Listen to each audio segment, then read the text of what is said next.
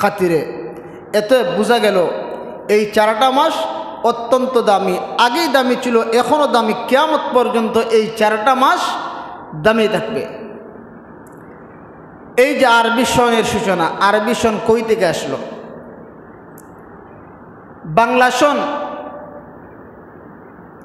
সম্রাট আকবরের শাসনামলে প্রতিষ্ঠিত হয়, আর ইংরেজি যে সনটা এটা যিশু খ্রিস্টের হিসাবে হযরত ঈসা আলাইহিস সালামের জন্মসাল থেকে নিয়ে সেই হিসাব এই পর্যন্ত আছে। যেমন বর্তমানে চলতেছে 2025 বছর আগে হযরত ঈসা আলাইহিস সালাম দুনিয়ায় আগমন করেছিলেন। সুবহানাল্লাহ। আরবি যে হিসাব, আমার আপনার নবী আখিরি জমানার পয়গম্বর যখন হিজরত করলেন, মক্কা সারিয়া মদিনার মধ্যে নবীজি সাল্লাল্লাহু আলাইহি ওয়াসাল্লাম গমন করলেন, তখন থেকে নিয়ে নবীজির হিজরতের ঘটনাকে কেন্দ্র করিয়া, নবীজির হিজরতের ঘটনাকে প্রথম বৎসর ধরিয়া আরবি সনের সূচনা হয়। এই পর্যন্ত চলের 1447 হিজরি, এর মানে 1447 বৎসর আগে আমার আপনার নবী মুহাম্মদুর রাসূল সাল্লাল্লাহু আলাইহি ওয়াসাল্লাম মক্কা থেকে মদিনার দিকে হিজরত করেছিলেন। হিসাবটা বুঝছেন নি? এই জন্য আরবি সন, আরবি হিসাব মুসলমানদের জন্য জানা অত্যন্ত জরুরি, ফরজে কেফায়া। যদি সমাজের মধ্যে 2-1 যদি আরবি হিসাবটা যদি জানিলায়, তাহলে সমাজের সব গুনাহ থেকে মুক্ত হয়ে যাবে। কিন্তু একটা সমাজের মধ্যে যদি কেউই আরবি হিসাব রাখে না, তাহলে সারা সমাজের, সারা গ্রামের মানুষ এর উপর দায়িত্ব রয়ে যাবে, সারা সমাজের মানুষেরা তারা গুনাহগার হয়ে যাবে। এই জন্য আরবি হিসাবটা মুসলমান হিসাবে, ইমানদার হিসাবে জানা জরুরি। যেমন আমরা যে ইবাদত বন্দেগী করি, আমাদের ইবাদত বন্দেগীর সম্পর্ক তো আরবি হিসাবের সাথে। আমরা চাঁদ দেখে রোজা রাখি, চাঁদ দেখে ঈদ উদযাপন করি, এরকমভাবে বিভিন্ন ইবাদত আছে যেগুলা চাঁদের সাথে সম্পৃক্ত। কিন্তু আমরা আরবি হিসাব না জানার কারণে আমরা কেমনে আমাদের ইবাদত উদযাপন করব? এই জন্য প্রত্যেকটা মুসলমানের উপর আরবি হিসাব জেনে রাখা অত্যন্ত আবশ্যক। আজ মুহররম মাসের 15 তারিখ। এই মুহররম মাস বছরের প্রথম মাস, হিজরি সনের প্রথম মাস। গত বছর ছিল 1446 হিজরি, আর বর্তমানে চলতেছে 1447 হিজরি। সময় কাটায় কাটায় চলে যাচ্ছে, একটা মুহূর্ত আমাদের জন্য সময় অপেক্ষা করতেছে না। কিন্তু হিসাব হইল আজকে 1447 হিজরি চলে আমি কি কামাই করলাম, আমি কি বা অর্জন করলাম। আমার হায়াতের জিন্দগি ধীরে ধীরে চলে যাচ্ছে। একদিন দেখবো যে আমার মৌতের ডঙ্কা বেজে গেছে, কিন্তু আমার আমল নামার মধ্যে কোনো নেক আমল নাই। বড় নিঃস্ব, বড় অসহায়ের মতো আমি পরকালের দিকে গমন করব। এই জন্য আরবি হিসাব মনে রাখিয়া বেশি বেশি ইবাদত বন্দেগী করা, হায়াতের জিন্দগির কাজে লাগানো, সময়ের গুরুত্ব দেওয়া। সময় বড় দামি জিনিস, সময় বড় মূল্যবান জিনিস। কারোর জন্য অপেক্ষা করে না, সে তার গতিতেই চলে। কিন্তু তোমাকে সেই সময়কে আঁকড়ে ধরে কাজে লাগাতে হবে। এই মুহররম মাসকে কেন্দ্র করে নবীজি সাল্লাল্লাহু আলাইহি ওয়াসাল্লামের নাতি হযরত সৈয়দুনা হুসাইন রাদিয়াল্লাহু আনহু কারবালার ময়দানে শহীদ হয়েছিলেন। সেই ঘটনা আমরা আলোচনা করেছিলাম। এই মুহররমের 10 তারিখ, এই মুহররম মাসের এমন একটা দিন যে বিগত পিছনে যেই দিন গেছে 10 তারিখ, সেই দিনটা এত দামি। সেই দিনে পৃথিবীর বড় বড় ঘটনা ঘটেছে। সেই মুহররমের 10 তারিখের সাথে পৃথিবীর বড় বড় ঘটনা জড়িত আছে। আল্লাহ আসমান জমিন ওই দিনে বানাইছেন, এমনকি অসংখ্য অগণিত ঘটনা আছে ওই দিনের সাথে জড়িত। কিন্তু এই দিনকে কেন্দ্র করিয়া কিছু কিছু জায়গায় দেখা যায় জারিফিটা করে বিভিন্ন ইয়াহুদীদের কালচার রীতিনীতি অনুযায়ী তারা চলিয়া বিভিন্ন ধরনের উৎসব পালন করে। এরকম লোক আছে না নাই? এই জন্য মুহররম আসছে আমাদের জন্য আমল নিয়ে, যে আমরা মুহররমে রোজা রাখব। বেশি থেকে বেশি হযরত হুসাইন রাদিয়াল্লাহু আনহুর কারবালার ঘটনা আলোচনা করা যায়, মুহররমের ফজিলত নিয়ে আলোচনা করে দোয়া করা যায়।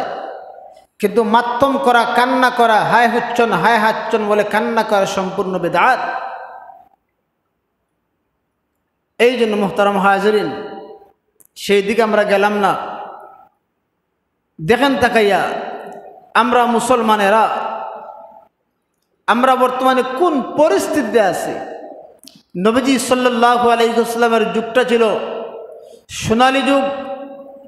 যেই সমস্ত সাহাবা একরাম নবীজি সাল্লাল্লাহু আলাইহি ওয়াসাল্লামের সাহচর্য লাভ করেছেন, নবীজির সান্নিধ্যে ছিলেন, ওদের যুগটাই ছিল সোনালী যুগ, যেটাকে খায়রুল কুরুন বলা হয়েছে। ইসলামের প্রথম যুগ, বড় দামি যুগ ছিল। নবীজি সাল্লাল্লাহু আলাইহি ওয়াসাল্লাম রাষ্ট্র চালাইছেন। নবীজি সাল্লাল্লাহু আলাইহি ওয়াসাল্লামের পর 4 জন খলিফা, যাদেরকে খেলাফতে রাশেদা বলা হয়, যাদের খেলাফতকে খেলাফতে রাশেদা বলা হয়, সেই 4 জন সাহাবী 30 বৎসর রাষ্ট্র চালাইছেন। এই রাষ্ট্র চালানো অবস্থায় বিজাতিরা তারা ওই সময় থেকে চক্রান্ত করছে কিভাবে মুসলমানদেরকে নষ্ট করা যায়, সমূল উৎখাত করা যায়, মুসলমানদের ঐক্যকে নষ্ট করা যায়। আমার আপনার নবী যখন মক্কা সারিয়া হিজরত করিয়া মদিনার মধ্যে গেলেন, যাওয়ার পর ইসলাম পৃথিবীর বিভিন্ন জায়গায় আনাচে কানাচে চতুর্দিকে ছড়িয়ে পড়ল। যেরকম সুবহানাল্লাহ। অথচ প্রিয় নবী সাল্লাল্লাহু আলাইহি ওয়াসাল্লাম মক্কার জমিনে শুধু মায়ের খাইছেন। নবীজি যখন হিজরত করিয়া মদিনার মধ্যে গেলেন, যাওয়ার পর দেখা যায় ইসলাম পৃথিবীর আনাচে কানাচে এমনভাবে বিস্তার হতে লাগলো, প্রত্যেকটা জায়গায় ইসলাম নিয়ে আলোচনা, ইসলামের নবী মুহাম্মদুর রাসূল নিয়ে আলোচনা, এরকমভাবে আলোচনা চতুর্দিকে ছড়িয়ে ছিটিয়ে বিক্ষিপ্তভাবে আরম্ভ হতে লাগলো। মুহতারাম হাজিরিন, এমন একটা পর্যায়ে এবার আপনারা 6টা দেশের নাম মনে রাখবেন। আলোচনা বুঝতে হলে 6টা দেশের নাম মনে রাখবেন, যেই দেশ থেকে ফিতনা শুরু হয়েছে। ইরাকের বসরা কুফা 2টা জায়গা, সিরিয়া, মদিনা, মিশর, এই যে জায়গাগুলা, এই জায়গাগুলা এমন জায়গা যেই জায়গার মধ্যে অসংখ্য অগণিত নবীগণ জন্মগ্রহণ করেছেন। যেরকম সুবহানাল্লাহ, এত দামি জায়গা, কিন্তু ওই জায়গা থেকে ফিতনার মূল উৎস শুরু হয়। যখন নবীজি সাল্লাল্লাহু আলাইহি ওয়াসাল্লাম এবং সাহাবায়ে কেরাম ইসলামের জন্য জীবন বাজি রাখিয়া ইসলামকে প্রচার শুরু করলেন, বিভিন্ন দিকে ইসলামের দাওয়াত ছড়িয়ে ছিটিয়ে পড়ল। বড় বড় নেতারা, বিভিন্ন দেশের নেতা বাদশারা ইসলামের ছায়াতলে আশ্রয় গ্রহণ করল। এমন একটা মুহূর্তে ইয়ামনে জন্মগ্রহণ করলো। ইয়ামনের সানআ নামক জায়গায় জন্মগ্রহণ করলো একজন ইহুদি, তার নাম হলো আব্দুল্লাহ ইবনে সাবা। সেই আব্দুল্লাহ ইবনে সাবা সে ছিল ইয়াহুদি। সে আসলো মদিনার মধ্যে। মদিনায় আসিয়া সে নবীজি সাল্লাল্লাহু আলাইহি ওয়াসাল্লামের সামনে দাবি করলো, আমি মুসলমান। দাড়ি রাখলো অনেক লম্বা, হাতের মধ্যে তসবিহ, এরকম সুন্নতি লিবাসে সে চলে। আর নবীজি সাল্লাল্লাহু আলাইহি ওয়াসাল্লামকে বুঝাইতে চায় আমি হলাম প্রথম সারির একজন মুসলমান। এইরকমভাবে আব্দুল্লাহ ইবনে সাবা নামক ইয়াহুদি মদিনায় দীর্ঘদিন থাকলো। সে লক্ষ্য করল যে মুসলমানদেরকে নষ্ট করতে হলে, মুসলমানদের মধ্যে ফাটল ঘটাইতে হলে তাদের একতাকে বিনষ্ট করতে হবে। মুসলমানদের মধ্যে যে ঐক্যতা আর একাগ্রতা, তারা একে অপরকে খুব বেশি মহব্বত করে, তাদের মধ্যে ঐক্য বেশি। তারা যদি কোনো দিকে যায়, তারা একসাথে সাহাবা একরাম মিশন নিয়ে যায়, যেই দিকে যায় তারা জয়লাভ করে। তারা কোনো দিকে গিয়া পরাজয় বরণ করে না, যেই দিকেই যায় সেই দিকে তারা জয়লাভ করে। এতে মুসলমানদের যদি ঐক্যটা নষ্ট করা যায়, তাহলে মুসলমানদেরকে সমূলে উৎখাত করা যাবে, নতুবা তাদেরকে সমূলে উৎখাত করার কোনো সুযোগ নাই। আব্দুল্লাহ ইবনে সাবা নামক ইহুদি নামে মুসলমান, সে কিন্তু মুসলমান হিসেবে মদিনার মধ্যে বসবাস করতেছে। আসলে সে ইহুদি, কিন্তু মুসলমান হিসাবে দাড়ি টুপি ব্যবহার করিয়া, পরিধান করিয়া, তসবিহ হাতের মধ্যে নিয়া সে মুসলমানদের সাথে চলে। এরকমভাবে সে চলতে আছে। যখন নবীজি সাল্লাল্লাহু আলাইহি ওয়াসাল্লামের খেলাফতকাল ছিল, সে নবীজি থাকা অবস্থায় কোনো পায়তারা করতে পারেনি। নবীজি খুবই সতর্ক ছিলেন। যখন আবু বকর সিদ্দিকের জমানা আসলো, তখনও কোনো পায়তারা করতে পারেনি। যখন উমর রাদিয়াল্লাহু আনহুর খেলাফতকাল আসলো, তখনও কোনো পায়তারা করতে পারেনি। কেন? উমর রাদিয়াল্লাহু আনহু গরম মানুষ ছিলেন। উমর রাদিয়াল্লাহু আনহু গরম মানুষ ছিলেন। যেই রাস্তা দিয়ে উমর যাইতেন, এই রাস্তা দিয়ে শয়তান যাইত না, ইবলিস অন্য রাস্তায় যাইত উমরকে দেখিয়া। একদিন আল্লাহ রাসূল সাল্লাল্লাহু আলাইহি ওয়াসাল্লাম এক রাস্তা দিয়ে হাঁটতেছেন, এমন সময় তাকা দেখেন একজন দৌড়ে আসছে। এই তুমি কে রে, এত দৌড়াদৌড়ি করো কেন? সে ডাক দেখো, ওগো নবীজি, আমি হলাম ইবলিস, আমি হলাম শয়তান। বলে তুমি দৌড়াদৌড়ি কেন করছো? আমি এই জন্য দৌড়াদৌড়ি করি যে আপনার সাহাবী হযরত উমর যাইতেছে, এই জন্য আমি দৌড়াদৌড়ি করি। মুহতারাম হাজিরিন, আল্লাহ রাসূল হাসি দিলেন যে আমার সাহাবী উমরকে ইবলিসও ভয় পায়। যখন উমর রাদিয়াল্লাহু আনহুর জমানা ছিল, সেই আব্দুল্লাহ ইবনে সাবা ইহুদিটা তখন পর্যন্ত মুসলমানদের ঐক্যতা নিয়ে কোনো কথা বলার সাহস পর্যন্ত পায়নি। এবার মূল আলোচনায় যান। যখন হযরত উমর রাদিয়াল্লাহু আনহুর খেলাফতের জমানা শেষ হইল, আসলো হযরতে উসমান রাদিয়াল্লাহু আনহুর খেলাফতের কাল। উমর রাদিয়াল্লাহু আনহু যখন খেলাফত চালাইলেন, তখন মুসলমানদের সাম্রাজ্য জজিরাতুল আরব পারি হই দিয়া, আরব দেশগুলা পারি দিয়া বিভিন্ন দেশের মধ্যে বিস্তার লাভ করল। হযরত উমর রাদিয়াল্লাহু আনহু 2.5 বৎসর রাষ্ট্র চালাইলেন। উমর রাদিয়াল্লাহু আনহু ইন্তেকালের সময় শুরা বানাইলেন 5 জনের, যে তোমরা একজন খলিফা বানাইয়া নিবা আমার পরে। আমি ইন্তেকাল করলে তোমরা 5 জনের যারে মনে হয় তারে খলিফা বানাইয়া নিবা, রাষ্ট্রপ্রধান বানাইয়া নিবা।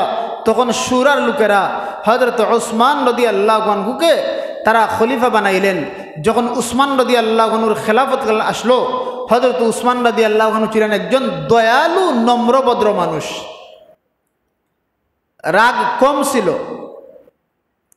হযরত উসমান রাদিয়াল্লাহু আনহু দয়ালু মানুষ ছিলেন। আব্দুল্লাহ ইবনে সাবা ইহুদি নামে মুসলমান, মুনাফিক, সে চিন্তা করলো এবার আমার মিশনটা কাজে লাগানো যাবে, কারণ উসমান হলো বড় সহজ সরল মানুষ, আমি আমার মিশনটা কাজে লাগাই। সে মদিনার মধ্যে দীর্ঘদিন থাকলো। উসমান রাদিয়াল্লাহু আনহুর খেলাফতের এক পর্যায়ে সে উসমান রাদিয়াল্লাহু আনহুর কাছে চলে যায়। ওগো আমিরুল মুমিনিন উসমান, আপনি একটা কাজ করেন না, আমি আব্দুল্লাহ ইবনে সাবাকে আপনি মদিনার গভর্নর বানাইয়া দেন। উসমান রাদিয়াল্লাহু আনহু উনি নবীজির একজন সাহাবী, উনি ডাক দেখয়, তোমাকে কেন মদিনার গভর্নর বানাইব? তোমার মধ্যে তো কোনো যোগ্যতাই নাই। তারা ডাইরেক্টলি বললেন যে তোমার মধ্যে কোনো যোগ্যতা নাই, তুমি কেমনে গভর্নর হইবা? তোমার গভর্নর বানানো যাবে না। আব্দুল্লাহ ইবনে সাবা ইহুদিরা এত খারাপ জাতি, ইহুদিরা যে কোনো একটা কথাকে কেন্দ্র করিয়া তারা দীর্ঘদিন পর সেই ঘটনাকে কেন্দ্র করিয়া দাঙ্গা হাঙ্গামা বাজায়। তাদের উত্তরসূরিদেরকেও বলে যায়, তাদের উত্তরসূরিরা হইল সেই ঘটনাকে কেন্দ্র করিয়া পরবর্তী জমানায় দাঙ্গা হাঙ্গামা বাজায়। এখন পর্যন্ত যে ইহুদিরা আছে, ওই ইহুদিদের ছেলাপেলা, তাদের আউলাদ, তাদের উত্তরসূরি। আব্দুল্লাহ ইবনে সাবা চিন্তা করলো, যেহেতু উসমান আমাকে এরম একটা অপমান করলো, তাহলে একটা কাজ করি, আমি উসমান সহজ সরল মানুষ, একটা দাঙ্গা হাঙ্গামা বাজাইয়া দিই। আব্দুল্লাহ ইবনে সাবা উসমান রাদিয়াল্লাহু আনহুর রাজদরবার থেকে বের হইয়া কিছু দূর গিয়া সহজ সরল কিছু মানুষদেরকে ডাক দিয়া কয়, ওই মানুষেরা, উসমান দেখছি তার নিকট আত্মীয়দেরকে, তার গোষ্ঠীর লোকদেরকে বিভিন্ন পদের মধ্যে বসাইয়া দিতেছে।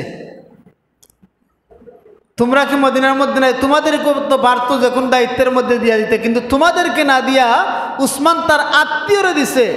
এবার কিছু মানুষ বিদ্রোহ হয়ে গেল, উসমানের বিরুদ্ধে চলে গেল।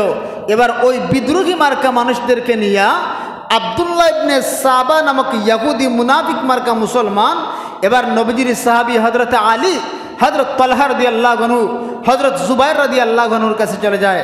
ও আলী, ও তালহা, ও জুবাইর, আপনাদের মতো দামি সাহাবী থাকতে উসমান কেমনে বাদশাহ হয়?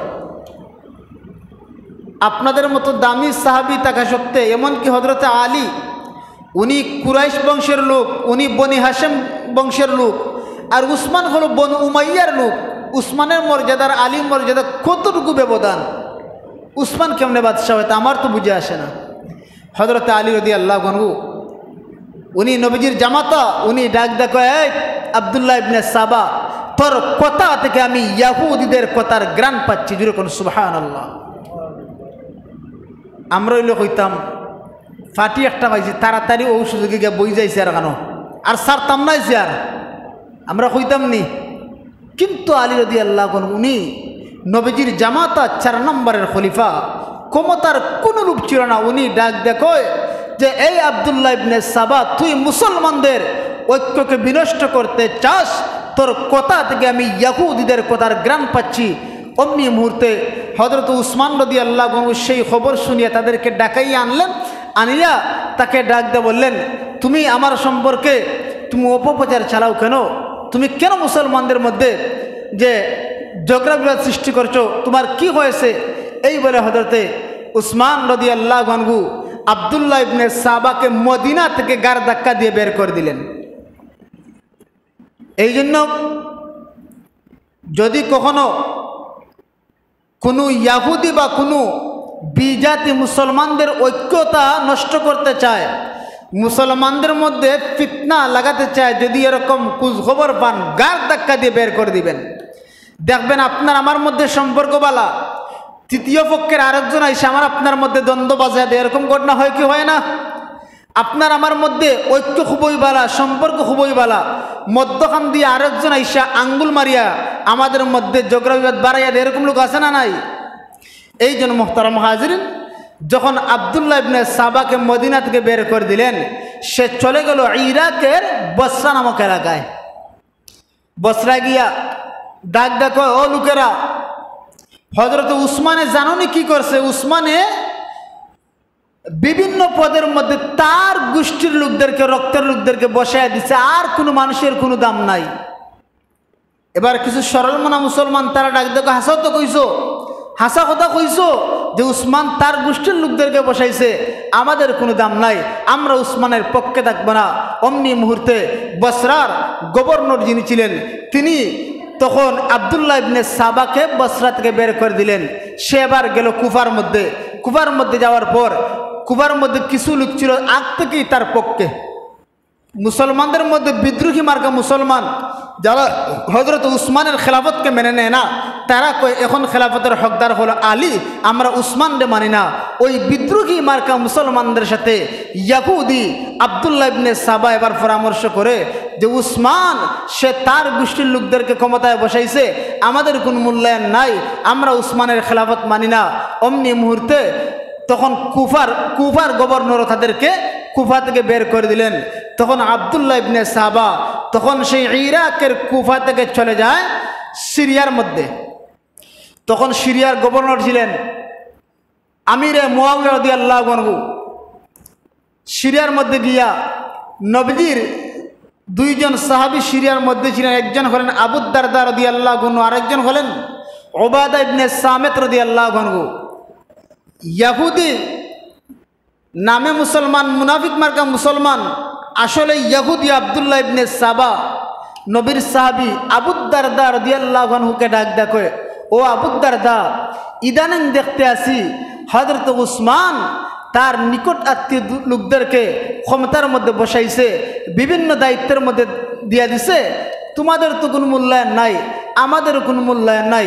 অমনি মুহূর্তে আবু দারদা রাদিয়াল্লাহু আনহু ডাক দেখোয়, রে ইয়াহুদি, রে আব্দুল্লাহ ইবনে সাবা, তোর মুখ থেকে, তোর জবান থেকে ইয়াহুদিদের কথার গ্রাণ পাচ্ছি। অমনি মুহূর্তে উবাইদুল্লাহ ইবনে উবাদা ইবনে সামিত এবং আবু দারদা রাদিয়াল্লাহু আনহু সেই আব্দুল্লাহ ইবনে সাবাকে গারে দরিয়া আমিরে মুয়াবিয়ার কাছে নিয়ে গেলেন। আমিরে মুয়াবিয়ার কাছে নিয়ে যাওয়ার পর হযরত আমিরে মুয়াবিয়া, মোহতারাম হাজিরিন, এবার আমিরে মুয়াবিয়া তাকে সিরিয়া থেকে বের করে দিলেন। এবার সে চলে যায় মিশরের মধ্যে। যখন মিশরের মধ্যে গেল, মিশরের গভর্নর ছিলেন আব্দুল্লাহ ইবনে আমর ইবনুল আস রাদিয়াল্লাহু আনহু। এর আগ থেকে মিশরের মধ্যে আব্দুল্লাহ ইবনে সাবা নামক মুনাফিকের ইয়াহুদির কিছু দলবল মিশরের মধ্যে ছিল। সেবার মিশরের মধ্যে যাওয়ার পর উসমান রাদিয়াল্লাহু আনহুর বিরুদ্ধে অপপ্রচার চালাইতে লাগলো। হযরতে আব্দুল্লাহ ইবনে আমর ইবনুল আস রাদিয়াল্লাহু আনহু খবর পাইয়া তারে গার দরিয়া তারে মিশর থেকে বের করে দিলেন। এবার সে কুফা, বসরা, সিরিয়া, ইরাক মিলাইয়া, মিশর মিলাইয়া তার যেই দলবেল আছে সবগুলার এক জায়গায় জমা করলো। তোমরা ওই জায়গায় জমা হইবা, তোমাদের সাথে জরুরি পরামর্শ আছে। এমনি মুহূর্তে তাকায় দেখা যায় হযরতে আব্দুল্লাহ ইবনে সাবা তার দলবল নিয়া মদিনার দিকে গমন করছেন। মদিনার দিকে গমন করিয়া এবার তারা উসমান রাদিয়াল্লাহু আনহুর সামনে আসলো। আসার পর তারা উসমান রাদিয়াল্লাহু আনহু তাদেরকে জিজ্ঞেস করলেন, তোমরা কেন আমার বিরুদ্ধে বিভিন্ন দেশে অপপ্রচার চালাও? আমি তোমাদের কি ক্ষতি করছি? তোমরা কেন আমার বিরুদ্ধে অপপ্রচার চালাও? অমনি মুহূর্তে তারা ডাক দেখো, আপনি এই আপনার গোষ্ঠীর লোকদেরকে আপনি বিভিন্ন দায়িত্বের মধ্যে দিয়া দিয়েছেন, আমাদেরকে সেই দায়িত্বের মধ্যে দেননি। এরপর আপনি মারওয়ান ইবনে হাকামকে আপনি মক্কার মধ্যে ঢুকার অনুমতি আপনি দিয়া দিলেন। এরপর আপনি আফ্রিকা অভিজেতা আব্দুল্লাহ ইবনে সাদ রাদিয়াল্লাহু আনহুকে আপনি এত পুরস্কার দান করলেন, রাষ্ট্রের ক্ষতি করলেন। এই জন্য আমি আপনার বিরুদ্ধে এই কথাগুলো বলি। এমন একটা মুহূর্তে হযরত উসমান রাদিয়াল্লাহু আনহু ডাক দেখোয়, ও আব্দুল্লাহ ইবনে সাবা, আমি যেই সাহাবে আব্দুল্লাহ ইবনে সাদ রাদিয়াল্লাহু আনহুকে এত পুরস্কার দিলাম, যদি তোমার সমস্যা হয় আমি পুরস্কারগুলো ছিনাই আনলাম, এরপরেও তুমি মুসলমানদের মধ্যে ফিতনা ফাসাদ সৃষ্টি করিও না। হযরত উসমান রাদিয়াল্লাহু আনহু ফিতনা ফাসাদ উনি কখনো পছন্দ করতেন না। এমন একটা মুহূর্তে ওই আব্দুল্লাহ ইবনে সাবা এবার মদিনা থেকে 3 মঞ্জিল দূরে গিয়া একটা চিঠি লিখছে।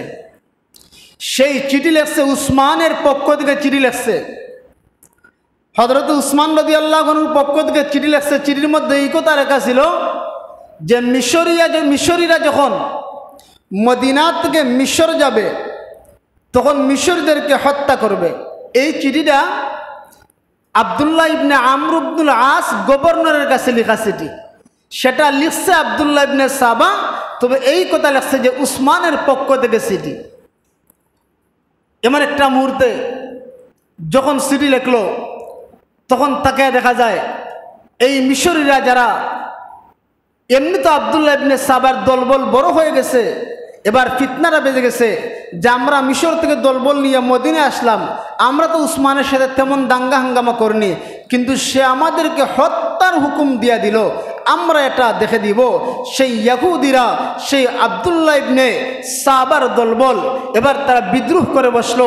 এমন একটা মুহূর্তে চলছে 35 হিজরির জিলহজ মাস। জিলহজ মাস যখন আসলো, সাহাবায়ে কেরাম হজ্জের দিকে গমন করলেন। আম্মাজান আয়েশা সিদ্দিকা হজ্জে গেলেন, বড় বড় সাহাবীরা হজ্জে গেলেন।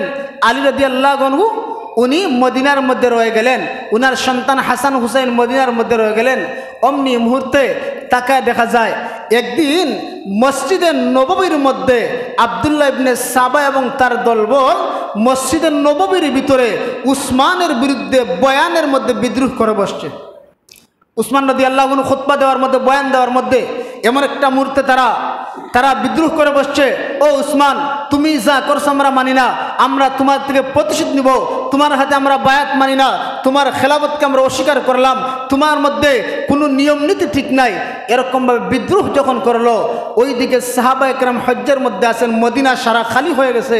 উসমান রাদিয়াল্লাহু আনহু তখন মসজিদ থেকে সোজা বাড়িতে চলে গেলেন। উসমান রাদিয়াল্লাহু আনহু ঘর থেকে বের হয় না। 22 দিন উনি পানি পান করতে পারেননি, খানা খাইতে পারেননি, পানি খানা 22 দিন বন্ধ ছিল। কিতাবের মধ্যে কেউ কেউ লিখেছেন 40 দিন খানা পানি বন্ধ ছিল। এমন একটা মুহূর্তে হযরত আলী রাদিয়াল্লাহু আনহু চিন্তা করলেন যে এমন একটা অবস্থা শুরু হয়েছে, উসমানকে তারা মেরেই ফেলবে, হত্যা করেই ফেলবে। হযরত আলী রাদিয়াল্লাহু আনহু নিজের কলিজার টুকরা দুইটা সন্তান হাসান আর হুসাইন রাদিয়াল্লাহু আনহুমাকে উসমানের পাহারাদার বানিয়ে দিলেন। যেরকম সুবহানাল্লাহ, উসমানের পাহারাদার বানিয়ে দিলেন। এবার উনার একটা দাস ছিল যার নাম ছিল কুম্বুর, আলীর দাস ছিল কুম্বুর। এই দাস আর হাসান হুসাইনকে পাহারাদার বানিয়ে দিলেন। সামনের দরজায় তারা পাহারা দিতেছেন। সেই বিদ্রোহীরা আব্দুল্লাহ ইবনে সাবার দলের মধ্যে হযরতে আবু বকরের একজন ছেলে মুহাম্মদ বিন আবু বকর ছিলেন। এবার তারা পিছনের দেয়াল টপকিয়া তারা উপরে উঠিয়া দেয়াল ভাঙ্গিয়া তারা উসমানের বালাখানার মধ্যে প্রবেশ করলো। উসমান রাদিয়াল্লাহু আনহু কুরআন তিলাওয়াতের মধ্যে ছিলেন, সূরা বাকারা তিলাওয়াত করতে আছেন। এমন সময় আবু বকরের সন্তান মুহাম্মদ বিন আবু বকর উনি ছিল বিদ্রোহীদের পক্ষে, উসমানের দাড়ির মধ্যে ধরছে।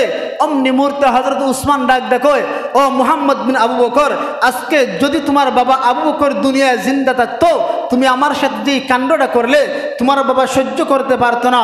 তখন মুহাম্মদ বিন আবু বকর তখন দাড়ি থেকে হাতটা ছেড়ে দিল।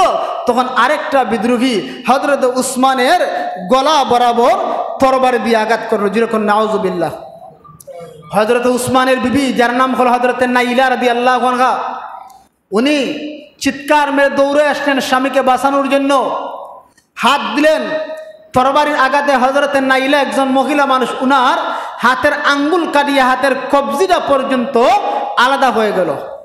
হযরত উসমান শাহাদাত বরণ করলেন। এবার বিদ্রোহীরা তারা হযরত নাইলা অনেক চিৎকার করলেন, বাঁচাও বাঁচাও, উসমানকে বিদ্রোহীরা হত্যা করে ফেলতেছে। কিন্তু সেই আওয়াজ কোথাও যায় না, কারণ মদিনার মধ্যে তো তাদের পক্ষের সাহাবা একরাম নাই, তারা তো মক্কার মধ্যে হজ্জের মধ্যে আছেন। এমন একটা মুহূর্তে তারা বিদ্রোহীরা তারা উসমান রাদিয়াল্লাহু আনহুর লাশটা পর্যন্ত দাফন করে দিবে না, এরকম অবস্থা শুরু করেছে। বিদ্রোহীরা তখন চিন্তা করলো, উসমানকে আমরা হত্যা করলাম, এখন কারে খলিফা বানানো যায়? যেই খলিফা হইব আগে তো আমাদের বিচার করব। এখন কি করা যায়? আমরা একটা কাজ করি, আলীর আমরা খলিফা বানাই। আলী বড় নম্রভদ্র মানুষ, আসলেই কিন্তু আলী খেলাফতের হকদার। তারাও চিন্তা করলো নম্রভদ্র মানুষ, উনি যদি রাষ্ট্রনায়ক হয়ে যায় আগে আমাদের বিচার হবে না, আগে রাষ্ট্র ঠিক করবে, এরপর আমাদের বিচার করতে লেট হইবে, আমরা আলীকে বানাই। তারা আলীর কাছে যায়। আলী বললেন, না না, আমার পক্ষে সম্ভব না, তোমরা যেই কাজটা করলে নবীর জামাতা 3 নম্বরের খলিফা উসমানকে তোমরা হত্যা করলে, যেই উসমান রাদিয়াল্লাহু আনহু মুসলমানদের জন্য কুফটা কিনে দিয়েছিল তার নিজের টাকা দিয়া, মুসলমানরা পানি পান করতে পারে না, উসমান নিজের টাকা দিয়ে কুফটা কিনে দিল, সেই কূপের পানি, নিজের টাকার কেনা কূপের পানি উসমান পান করতে পারো না। তোমরা যেই কাজটা করছো কাজটা ভালো করনি, কিয়ামতের মাঠে কি জবাব দিবা? আমি রাষ্ট্রনায়ক হব না, খলিফা হব না। এবার তারা বারবার জোর করতে আসে। শেষ পর্যন্ত হযরত আলী চিন্তা করলেন, এখন যদি আমি না হই খলিফা, তাহলে তারা তাদের মধ্য থেকে একজনের খলিফা বানাইবে, আর সমস্যা সৃষ্টি হবে। এবার আলী রাদিয়াল্লাহু আনহু তিনি খলিফা হয়ে গেলেন। এমন একটা মুহূর্তে আম্মা জান আয়েশা সিদ্দিকা রাদিয়াল্লাহু আনহা মক্কা থেকে হজ করিয়া এবার উটের উপর সওয়ার হইলেন। যখন মক্কা থেকে বের হয়ে আসলেন, অমনি মুহূর্তে আম্মা জানের কাছে খবর গেল উসমান তো আর নাই। আম্মা জান আবার মক্কায় গেলেন, গিয়া বললেন, ও সাহাবীরা, ও সাহাবীরা, ও তালহা, ও জুবায়ের, ও জুবায়ের রাদিয়াল্লাহু আনহু, আমরা উসমান রাদিয়াল্লাহু আনহুর হত্যার প্রতিশোধ আমরা গ্রহণ না করে আমরা কারো হাতে বায়াত গ্রহণ করব না। আমরা মক্কা থেকে মদিনায় গিয়া আগে উসমানের হত্যার প্রতিশোধ গ্রহণ করব, এরপর বায়াত গ্রহণ করব। তারা ওয়াদাবদ্ধ হয়ে গেলেন। আম্মা জান আয়েশা সিদ্দিকা রাদিয়াল্লাহু আনহা সহ সাহাবায়ে কেরাম এবার হজ করিয়া তারা মদিনার মধ্যে আসলেন। আসার পর হযরত আম্মা জান আয়েশা সিদ্দিকা ডাক দেখো, ও সাহাবীরা, উসমানের সেই হত্যার চক্রান্তটা কোন জায়গা থেকে শুরু হয়েছে, কোন জায়গায় এটার মূল উৎস? এবার সাহাবায়ে কেরাম ডাক দেখো, এটার মূল উৎস হলো ইরাকের বসরা এবং কুফা এলাকায়। আম্মাজান আয়েশা সিদ্দিকা ডাকদা বলেন, তাহলে চলো আমরা বসরা এবং কুফায় যাইব। যাওয়ার পর আমরা ওইখান থেকে উসমানের হত্যার প্রতিশোধ গ্রহণ করা শুরু করব। এবার তারা বসরা এবং কুফার মধ্যে চলে গেলেন। যেই মাত্র আম্মাজান সাহাবায়ে কেরামদেরকে নিয়ে উসমানের প্রতিশোধ আদায় করার জন্য বসরা এবং কুফার মধ্যে চলে গেলেন। বর্তমান আমির হলেন হযরতে আলী রাদিয়াল্লাহু আনহু, 4 নম্বরের খলিফা। তিনি চিন্তা করলেন যা হওয়ার হয়ে গেছে, আম্মাজানকে বুঝাইতে হইব। আব্দুল্লাহ ইবনে হযরত জুবায়ের, তালহা রাদিয়াল্লাহু আনহুমা এদেরকে বুঝাইতে হইব যাওয়ার হইছে, এখন সব বাদ দিয়ে এখন আমরা সুন্দরভাবে চলি। আলী রাদিয়াল্লাহু আনহু এবার চলে গেলেন ইরাকের বসরা এবং কুফা এলাকায়। যাওয়ার পর আম্মাজানকে বুঝাইলেন। তারা বুঝানির পর শেষমেশ আম্মাজান আয়েশা সিদ্দিকা রাদিয়াল্লাহু আনহা, তিনি উম্মাহাতুল মুমিনিন, যিনি মুমিনদের মা, তিনি ডাক দেখো আলী, তুমি হলে আমার জামাতা। ও আলী, উসমানের হত্যার প্রতিশোধ না নিয়া আমরা মদিনার মধ্যে কখনো যেতে পারি না। সর্বশেষ আলী রাদিয়াল্লাহু আনহু আম্মাজানকে যেভাবেই বুঝাইলেন, বুঝানোর পর তারা রাত্রিবেলা ওই জায়গার মধ্যে আশ্রয় নিলেন। হযরত আলী রাদিয়াল্লাহু আনহু একটা তাঁবুর মধ্যে, আম্মাজান আরেকটা তাঁবুর মধ্যে, এর পাশে আরেকটা তাঁবুর মধ্যে আমিরে মুআবিয়াও উনি সিরিয়া থেকে ওই জায়গার মধ্যে আসছেন।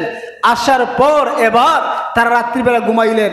আব্দুল্লাহ ইবনে সাবাও যে ইয়াহুদি মুনাফিক, সেই ইয়াহুদি চিন্তা করলো তাদের মধ্যে মিল হয়ে গেছে, ঐক্যতা হয়ে গেছে, এখন একটা কাজ করা, তাদের মধ্যে দ্বন্দ্ব বাজায় দেই।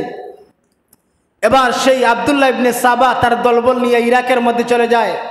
রাত্রিবেলা আম্মাজান আয়েশা এবং আমিরে মুআবিয়া যেই পাশাপাশি তাঁবুর মধ্যে ছিলেন ওই জায়গার মধ্যে আক্রমণ করলো। যেরকম নাউজুবিল্লাহ, এই আক্রমণ যে তারা করলো, তাদের ধারণা হলো এই আক্রমণের কারণে এরা মনে করবে যে হযরত আলী তাদের উপর আক্রমণ করছে, মুসলমানদের মধ্যে ফিতনা সৃষ্টি করতে আছে। এবার যখন আক্রমণ করা হলো, আব্দুল্লাহ ইবনে সাবা তার দলবল নিয়ে লুকাইয়া গেল। আম্মাজান আয়েশা সিদ্দিকা সহ সাহাবায়ে কেরাম মনে করলেন আলী আমাদের উপর আক্রমণ করছে। আম্মাজান আয়েশা সিদ্দিকার দলবল নিয়ে আলীর সাথে যুদ্ধ করার জন্য প্রস্তুত হয়ে গেলেন। কেন আলী আমাদের শিবিরের উপর, তাঁবুর উপর সে তীর নিক্ষেপ করলো। এবার আলীর সাথে যুদ্ধ হয়ে গেল। সেই যুদ্ধকে ইসলামের ইতিহাসে জঙ্গে জমল নামে আখ্যায়িত করা হয়েছে। জঙ্গে জমল মানে হলো উষ্টির যুদ্ধ, উটের যুদ্ধ। আম্মাজান আয়েশা সিদ্দিকা রাদিয়াল্লাহু আনহা উটের উপর দাঁড়াইয়া যুদ্ধ করলেন। এমন একটা মুহূর্তে সেই উটকে কেন্দ্র করিয়া আলী রাদিয়াল্লাহু আনহুর দলবলের পক্ষ থেকে তীর মারা হলো। উটটা মাটির মধ্যে পড়ে গেল, আম্মাজান জমিনের মধ্যে পড়ে গেলেন। আম্মাজান আয়েশা সিদ্দিকা জমিনের মধ্যে বসে গেলেন। ওই জমানায় প্রথা ছিল কেউ যদি যুদ্ধ করা অবস্থায় জমিনে বসে যায়, এর মানে সে সিলিন্ডার হয়ে গেছে, যুদ্ধ বিরতি চাচ্ছে। এমন একটা মুহূর্তে এবার তারা বুঝতে পারলেন আয়েশা সিদ্দিকা এবং আলীর মধ্যে একটা সমাধান হইল। হায় রে হায়, যে আমরা তো এই ফিতনা করিনি, আব্দুল্লাহ ইবনে সাবা এই ফিতনাটা ঘটাইছে। শেষমেশ তারা বুঝে গেলেন, তাদের মধ্যে সমাধান হইল।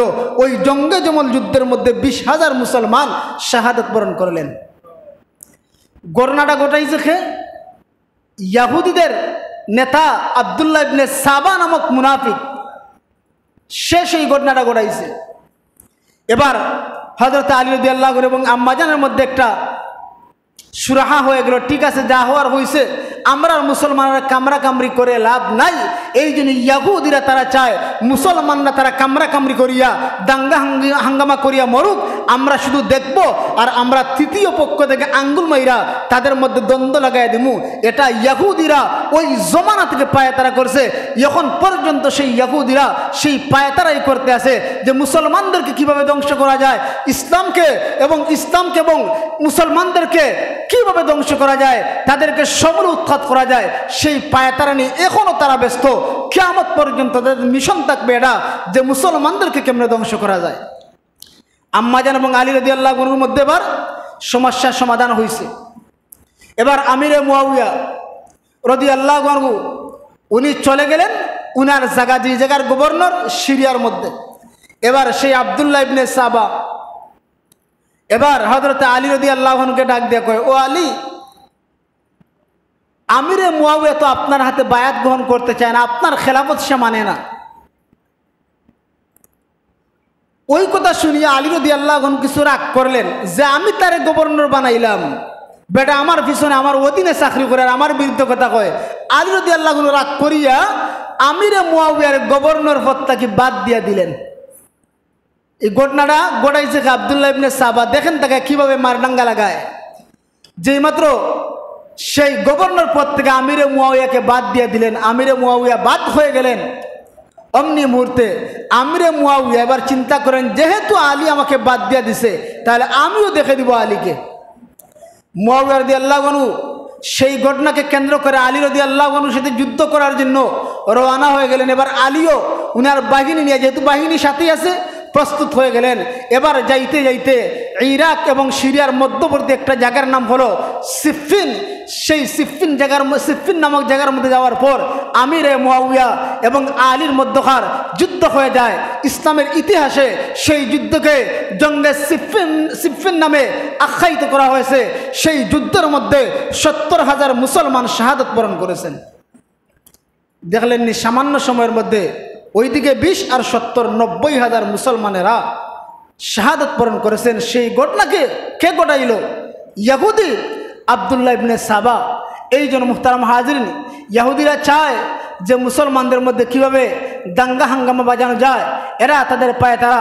মুহতারাম হাজিরিন, এই বিষয়ে আলোচনা করতে গেলে দীর্ঘ সময়ের দরকার।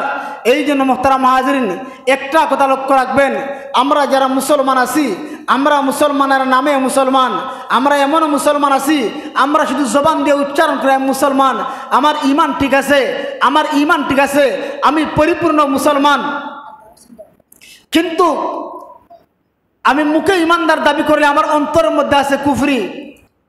আমি এমন কিছু কথা বলি যেই কথায় আমার ঈমান পর্যন্ত চলে যায়। আজকে তাকায় দেখেন বিভিন্ন জায়গায় সোশ্যাল মিডিয়ার মধ্যে দেখতেছেন যে হঠাৎ দেখা যায় কে জানি আসিয়া আমার আপনার নবীকে গালি দেয়, ইসলামকে নিয়ে কটাক্ষ করে। ওইগুলা ইয়াহুদিদের এজেন্ট, ইয়াহুদিদের পক্ষ থেকে ওই কাজ করানো হয়। এই জন্য ইয়াহুদিরা তারা তাদের সস্তানে তাকিয়া, তারা তাদের টাকা দিয়া, তারা আমাদের কাছে আমাদের সাথে চলে এমন কিছু মানুষদেরকে দিয়া তৃতীয় পক্ষ বানাইয়া আমাদের মধ্যে দাঙ্গা হাঙ্গামা লাগাইয়া আমাদের ঐক্যকে বিনষ্ট করতে চায়।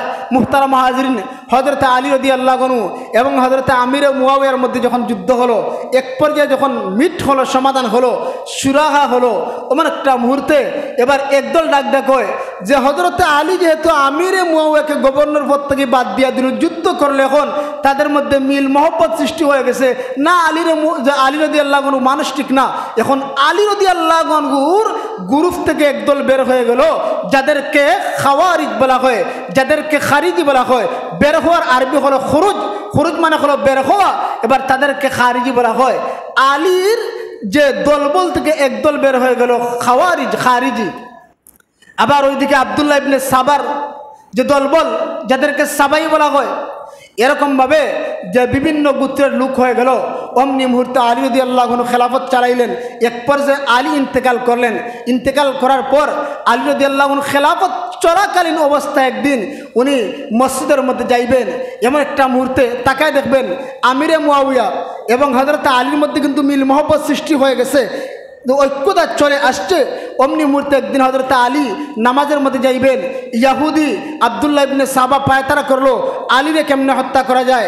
আলী রাদিয়াল্লাহু আনহু নামাজের দিকে রওনা হচ্ছেন, পিছন দিক থেকে আলীকে মারলো তীর। আলী রাদিয়াল্লাহু আনহু এবার জমিনের মধ্যে দরাশায়ী হয়ে গেলেন। 2 দিনের মাথায় আলী রাদিয়াল্লাহু আনহু শাহাদাতের পেয়ালা পান করলেন। কিন্তু আমিরে মুয়াবিয়ারে মারলে আমিরে মুয়াবিয়া সেই মাইরকে প্রতিহত করেছেন, উনার কিচ্ছু হয়নি। এরপরে আলী রাদিয়াল্লাহু আনহু ইন্তেকাল করার আগ মুহূর্তে উনার সন্তান হাসানের কাছে রাষ্ট্র দিয়া গেলেন। হাসান রাদিয়াল্লাহু আনহু 6 মাস রাষ্ট্র চালাইলেন। দেখলেন মুসলমানদের মধ্যে ঐক্যতা নাই, ঐক্যতা বিনষ্ট হয়ে গেছে। কেউ কই আলী তার সন্তানরে দিয়া গেল, আমিরে মুয়াবিয়া দেখলো না। এরকম বিভিন্ন ফিতনা। হযরত হাসান রাদিয়াল্লাহু আনহু উনি নিজ ইচ্ছায় হযরত আমিরে মুয়াবিয়ার কাছে দামেস্কে গিয়া, সিরিয়ায় গিয়া বললেন, চাচা নেন রাষ্ট্রটা আপনার কাছে নেন, আপনি হলেন যোগ্য। আমার আব্বা আলী আমার কাছে আপাতত দিয়েছিলেন, আমি মনে করি আপনার মধ্য দিয়া আল্লাহ মুসলমানের মধ্যে ঐক্যতা ফিরাইয়া দিবেন। যেরকম সুবহানাল্লাহ। হযরত আমিরে মুয়াবিয়ার মাধ্যমে ঐক্যতা ফিরে আসলো। এরপর আমিরে মুয়াবিয়ার ইন্তেকালের পরে সমস্যা শুরু হইল। হুসাইন রাদিয়াল্লাহু আনহু কারবালার